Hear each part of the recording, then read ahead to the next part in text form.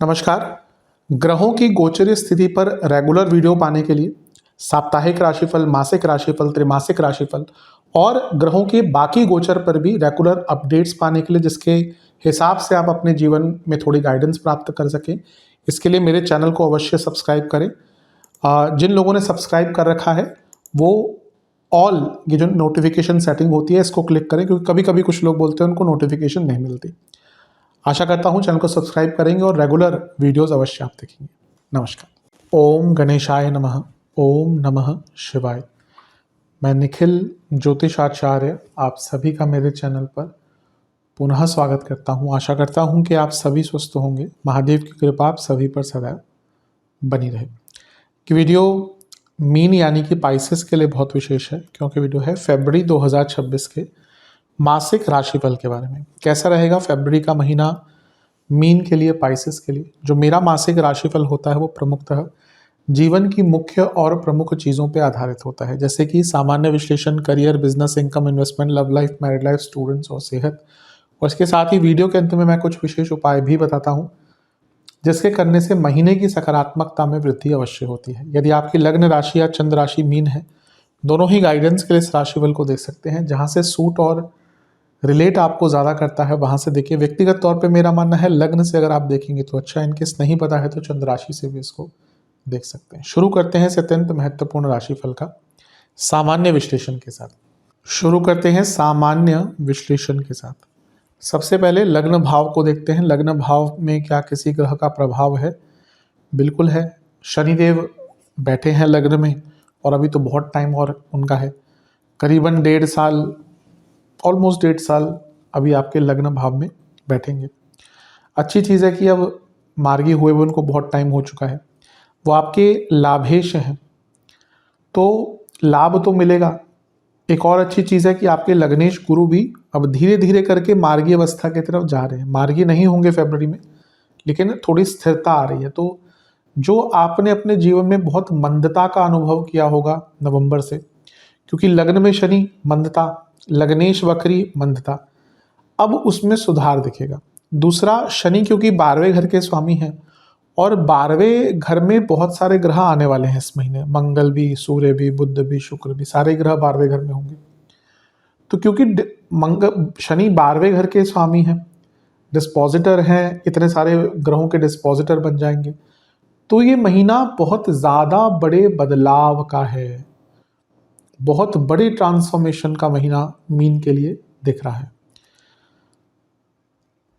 ये ऐसा महीना है जहाँ पे लाभ स्थान में ग्रहों की युति बहुत सारी होगी महीने के शुरू में, लेकिन उसके बाद 12वें घर में ग्रहों का भरना, यानी कि धीरे धीरे करके जीवन एक नया कालचक्र की तरफ, नए कालचक्र की तरफ जाएगा। ग्रहों के गोचर से शुरू करते हैं। सबसे पहला गोचर होगा बुध का, वो आपके 12वें घर में चले जाएंगे। कोई बुरे नहीं होते 12वें घर के बुध, बल्कि कोर्ट केसेस आदि के लिए बहुत अच्छे होते हैं। चौथे घर के स्वामी हैं 12वें घर में। विदेश पे जाना है, विदेश में प्रॉपर्टी लेनी है, पीआर आदि अप्लाई करना है, तो उसके लिए बहुत अच्छा है। अब देखिए इसमें क्या है ना कि देश काल पात्र बहुत इंपॉर्टेंट होता है। अब लेट्स से कि आप यूएसए को छोड़कर कहीं पे भी हैं और आपकी एलिजिबिलिटी हो गई, तो ये टाइम बहुत अच्छा है पीआर आदि अप्लाई करने के। लेकिन यहाँ पे अभी यूएसए में क्या हालात चल रहे हैं, बहुत अनसर्टेनिटी है, तो इसमें कभी कभी मंडेन इवेंट्स और देश काल पात्र बहुत इंपॉर्टेंट होता है। तो मे बी बाकी आप कहीं पे रहते हैं किसी और कंट्री में, तो आपके लिए पीआर वगैरह वीज़ा के लिए बहुत अच्छा टाइम है। मे बी जो यूएसए में अभी हालात चल रहे हैं उसके हिसाब से मे बी उतना अच्छा ना रहे। इसके बाद शुक्र यहाँ पे आ जाएंगे जो 12वें घर में है और बहुत अच्छा रिजल्ट होता है 12वें घर के शुक्र का। अष्टमेश है तो विपरीत राजयोग भी बना रहे हैं, और क्योंकि बुध के साथ बैठे हैं विपरीत राजयोग बनाते हुए, तो कोई लिखा पढ़ी के काम आपके बन सकते हैं। चौथे घर के स्वामी बुध हैं, तो कोई प्रॉपर्टी संबंधित कागजाती कार्यवाही अटक रही थी वो पूर्ण हो सकती है। और बहुत बड़ा धन, स्पेशली विदेश से या गुप्त धन 2 नंबर का काम करते हैं तो बहुत बड़ा पैसा आएगा। इसके बाद सूर्य का गोचर हो जाएगा और सूर्य भी विपरीत राजयोग बनाएंगे 13 तारीख को। अब ये इंडिकेट कर रहा है कि कोई बहुत बड़ा अटका हुआ कार्य, सरकारी, लीगल, प्रॉपर्टी, पैतृक संपत्ति, क्योंकि शुक्र है अष्टमेश, विदेश से कोई पैसा आना है, कोई लोन आपका अटका हुआ था, कोई पेमेंट अटकी हुई थी, वो बहुत आराम से प्राप्त हो जाएगी। लेकिन पहली चीज़ यह है कि सूर्य राहु के साथ आए तो ग्रहण दोष स्टार्ट हो गया, और 17 तारीख को ग्रहण भी लग रहा है 12वें घर में। सेहत के लिए अच्छा नहीं है। अचानक से सेहत थोड़ी आपकी 17 तारीख के आसपास बिगड़ सकती है, कुछ खर्चे बड़े बहुत भारी हो सकते हैं। लेकिन 12वें घर में ग्रहण आध्यात्मिक ऊंचाई तक लेकर जा सकता है। 12वें और अष्टम का ग्रहण अगर ऐसे जंक्चर पर लगता है कि भाई अंतर्दशा भी बदल रही है या कोई दशा स्टार्ट हो रही है, या उस समय किसी ऐसे ग्रह की दशा चल रही है जो आध्यात्मिकता के कारक हैं, केतु, शनि, अष्टमेश, वक्री शनि, चौथे भाव में बैठे ग्रह, तो आत्मकारक ग्रह की दशा, तो ये सारी चीज़ें व्यक्ति को अचानक से आध्यात्मिकता की ऊंचाई तक लेकर जा सकती है। लेकिन सेहत का बहुत ध्यान दीजिएगा, अचानक से सेहत बिगड़ सकती है आपके महीने के इस भाग में। चंद्रमा तो आगे निकल जाएंगे, 30 तारीख को मंगल आएंगे और यहाँ पे अंगारक योग बनेगा। अब अच्छी चीज़ यह है कि 12वें घर में, जैसे मैंने कहा, इतने सारे ग्रह, एक मैसिव ट्रांसफॉर्मेशन का ये महीना दिख रहा है। लेकिन 12वें घर में इतने सारे ग्रह खर्चे भी बहुत दिखाता है। हाँ, विदेश से पैसा, गुप्त धन आदि सब कुछ ठीक है, लेकिन खर्चे आपके इस महीने काफ़ी ज़्यादा होंगे। लेकिन अच्छी चीज़ ये है कि इनमें से कई ऐसे भी खर्चे होंगे जो आपको जीवन में आगे लेकर जाने के लिए होंगे। वो बिजनेस में भी हो सकते हैं, जीवन में भी हो सकते हैं। हाँ, सेहत का फिर से कहूँगा ध्यान रखिए, क्योंकि अभी आपके लग्नेश भी वक्री हैं और ये जो सारे ग्रह 12वें घर में हैं उनको वक्री गुरु देख भी रहे हैं।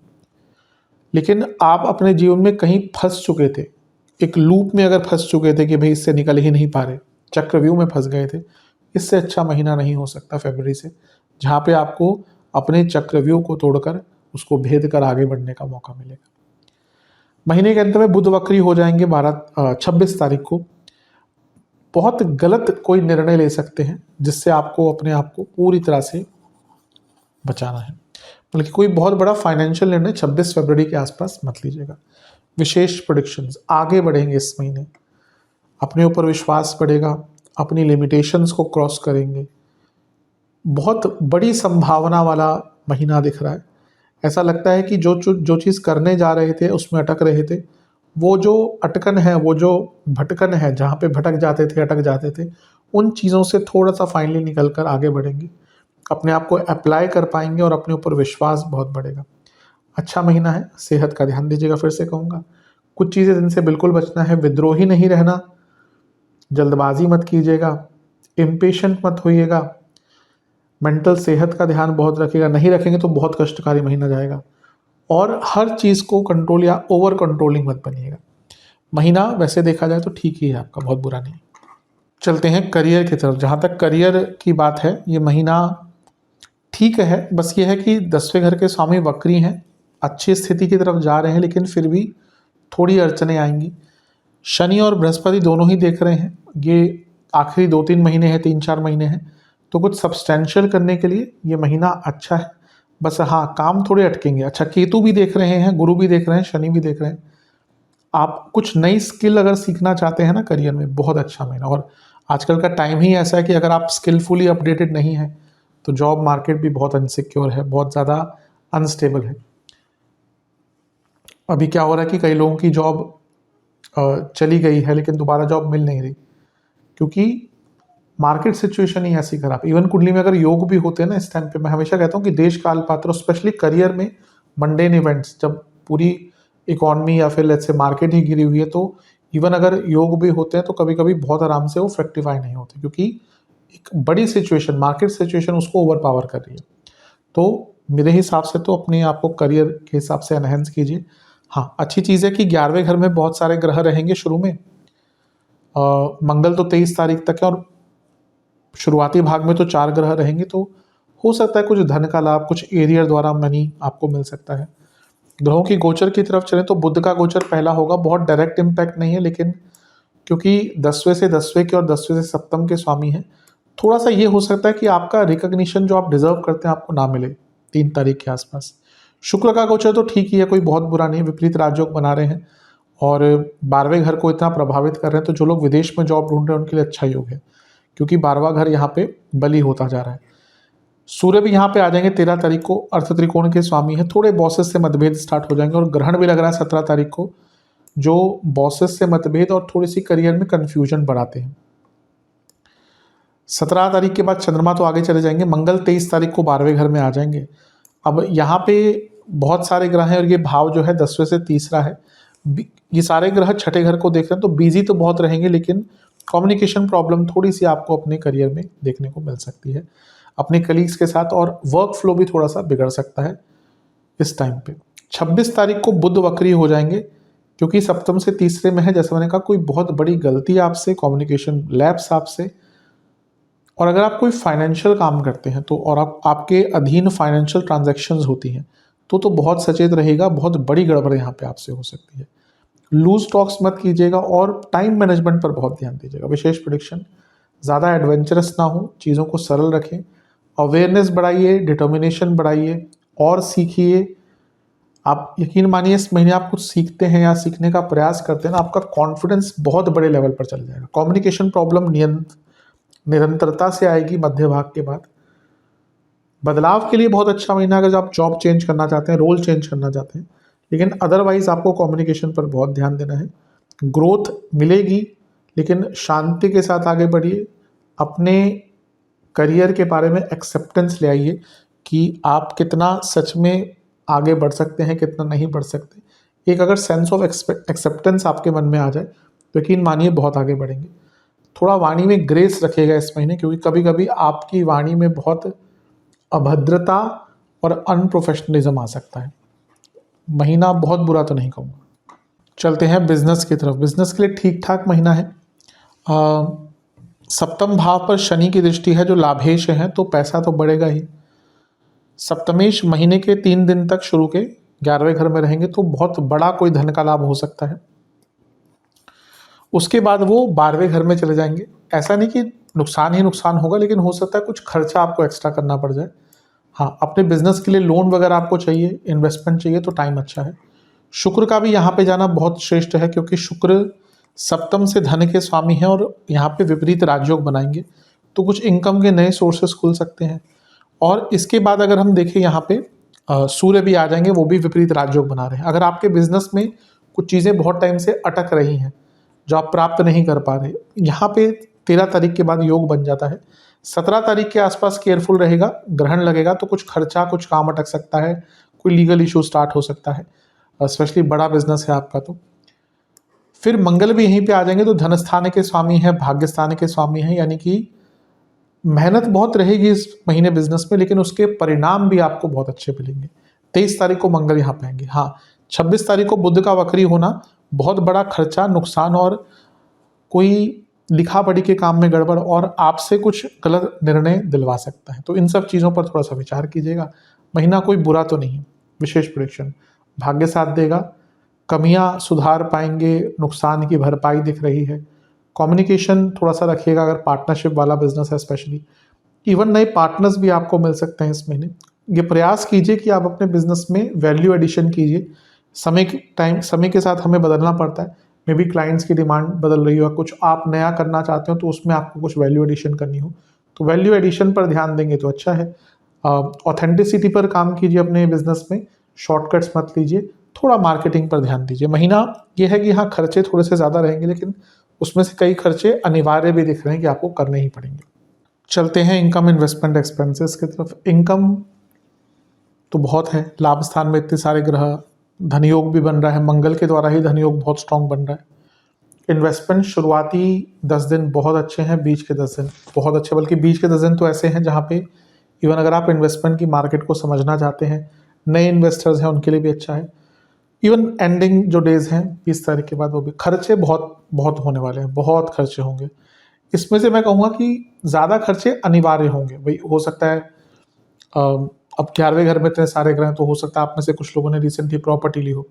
प्रॉपर्टी ली है तो उसकी पेमेंट करनी पड़ेगी, रजिस्ट्री करानी पड़ेगी, दुनिया भर के काम होते हैं उसमें, कोई भी रजिस्ट्री होती है, फिर म्यूटेशन होती है। दूसरा, 12वें घर में इतने सारे ग्रह आ रहे हैं, यानी कि मे बी आप अपने जीवन में बहुत बड़ा कोई बदलाव ला रहे हो सकता है आप में से कई लोग अपना घर चेंज करें, अपनी रेजिडेंस चेंज करें, हो सकता है आप में से कई लोग अपना नया वाहन लें, हो सकता है आप में से कई लोग अपने घर में पूरा बड़े लेवल पर रेनोवेशन करवा दें। तो खर्चे बड़े लेवल पर हैं, लेकिन अनिवार्य दिख रहे हैं। ऐसा नहीं दिख रहा कि कोई बहुत एक्स्ट्रा खर्चे या फालतू के खर्चे होंगे। हाँ, सेहत पर भी थोड़ा सा खर्चा होता हुआ आपका दिख रहा है। आपके घर में पेट्स हैं, अगर उन पर खर्चा होगा। दिखावे पर बहुत खर्चा करना पड़ेगा अपने, मतलब कि अपने लाइफ स्टाइल को मेंटेन करने के लिए। क्रिएटिविटी पर भी थोड़ा सा, मे बी आपकी हॉबी है या कोई क्रिएटिविटी में आप इन्वॉल्व हैं तो उस पर भी खर्चा आपका हो सकता है। कुछ लीगल केसेस पर भी खर्चा अगर चल रहे हैं तो खर्चा बड़ा हो सकता है।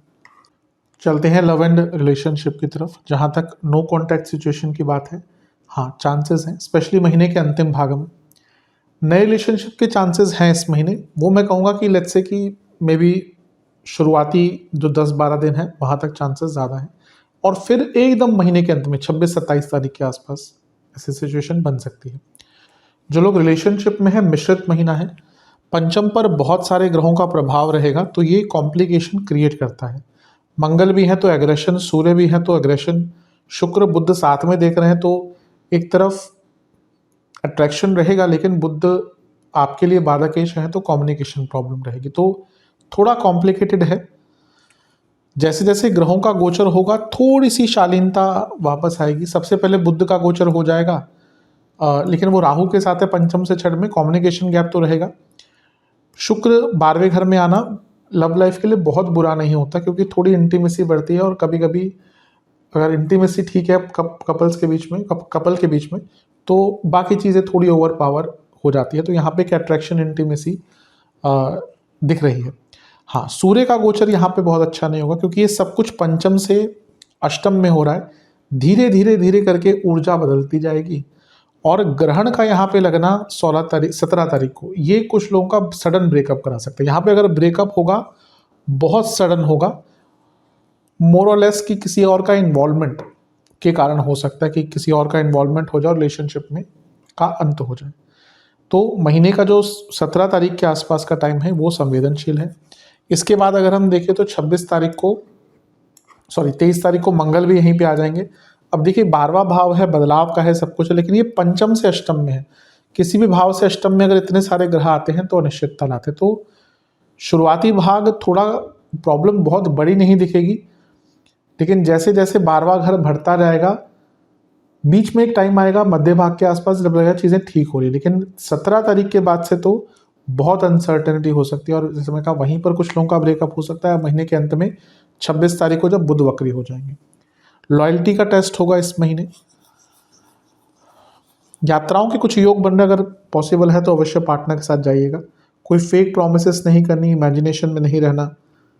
बहुत ज़्यादा क्लैरिफिकेशन भी मांगने की आवश्यकता नहीं है, क्योंकि कभी कभी होता है ज़्यादा क्लैरिफिकेशन मांगना भी ना चीज़ों को कॉम्प्लिकेट कर देता है। टॉक्सिसिटी बहुत दिख रही है इस महीने, टॉक्सिक एनवायरनमेंट बहुत दिख रहा है। ज़्यादा कंप्लेनिंग भी मत रहिएगा।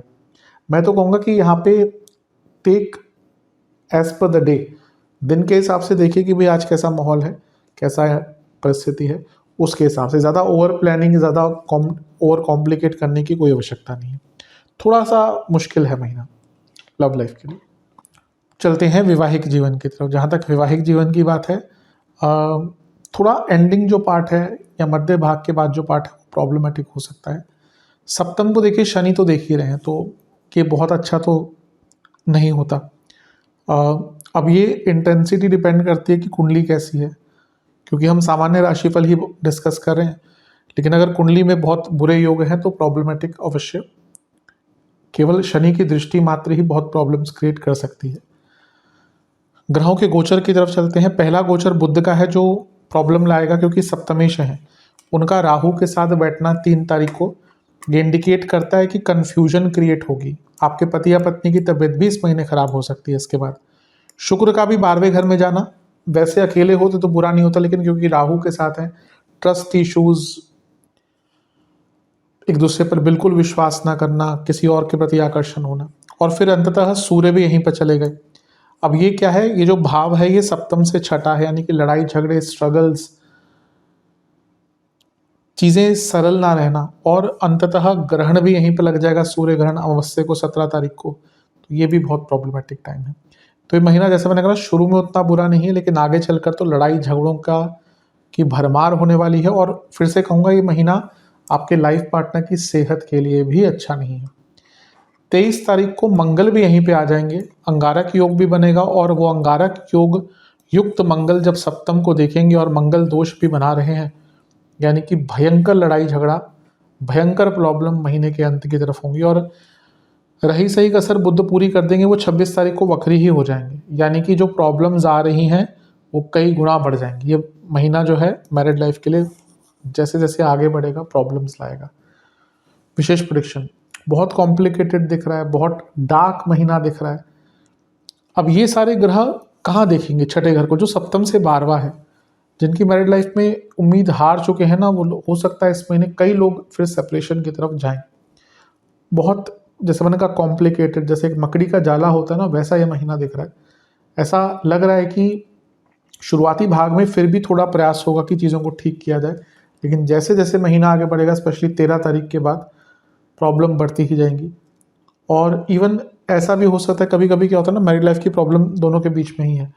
कभी कभी ये होता है कि वो जो दिक्कत है वो बाहर आना शुरू हो जाती है, लोगों को पता चलना शुरू होता है, और वो फिर कॉम्प्लिकेशन और बढ़ जाती है। तो ये महीना ऐसा ही दिख रहा है जब आप दोनों के बीच की जो तकलीफें हैं वो बाहर भी आएंगी। चलते हैं स्टूडेंट्स की तरफ, एग्ज़ाम से स्टार्ट करते हैं। शुरुआती 10 दिन बहुत ओवर एक्साइटमेंट और बहुत ओवर एनर्जी भी दिख रही है, उस पर नियंत्रण रखिएगा। बीच के 10 दिन अच्छे हैं, अंतिम जो दिन है 20 तारीख के बाद वो भी अच्छे हैं। वैसे स्टूडेंट्स के लिए बुरा महीना नहीं है। मंगल उच्च की अवस्था में पंचम को देखेंगे, बुध भी देख रहे हैं शुरुआती 3 दिन, सूर्य भी देखेंगे जो छठे घर के स्वामी, तो कंपटीशन आदि के लिए और वैसे भी ठीक ठाक ही है। और सब पंचम से सप्तम में एक उच्च का ग्रह यानी कि मंगल, जो एक प्रकार से आपके, जैसे मैं कहता हूँ, may be not officially but एक योग कारक ग्रह की तरह ही, यानी कि आपके कई कार्य पूर्ण होंगे। 3 तारीख को जो बुध का गोचर है, क्योंकि बुध कारक हैं स्टूडेंट्स के, थोड़ा ध्यान भटकाने वाला होगा। अब इनको शुक्र भी ज्वाइन कर जाएंगे, और ये 12वां घर है, यानी कि वासनाओं पर कंट्रोल ना रहना, इच्छाओं पर कंट्रोल ना रहना। और जिनका अपनी कुंडली में चंद्रमा या बुध बहुत खराब है और एडिक्शंस के अधीन है ऐसे बच्चे, उनके लिए प्रॉब्लम्स बहुत होंगी। सूर्य का यहाँ पे आ जाना और 12वें घर का भरना, जो बच्चे विदेश में पढ़ते हैं या विदेश जाना चाहते हैं उनके लिए अच्छा है। लेकिन पंचम से अष्टम में इतने सारे ग्रह अनिश्चितता क्रिएट करते हैं। यहाँ पे ग्रहण का लगना 17 तारीख को, यानी कि आपका कोई बहुत महत्वपूर्ण कार्य अटक सकता है और कॉन्फिडेंस गिर सकता है। लेकिन फिर मंगल यहीं पे आ जाएंगे, तो यहाँ से 23 तारीख को आएंगे, तो यहाँ से चीज़ें थोड़ी बेटर होना शुरू हो जाएंगी।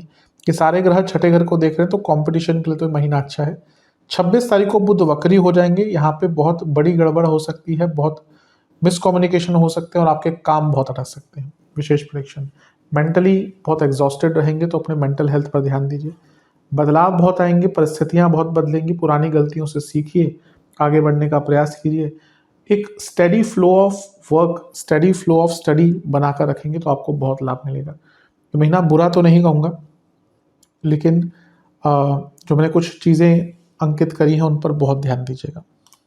चलते हैं सेहत की तरफ। जहाँ तक सेहत की बात है,